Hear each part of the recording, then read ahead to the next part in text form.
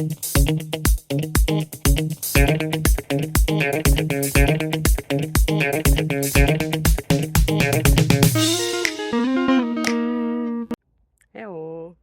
So today is sports day, so it's time to do something for us, for our body, and of course for our mind. So how about this next question?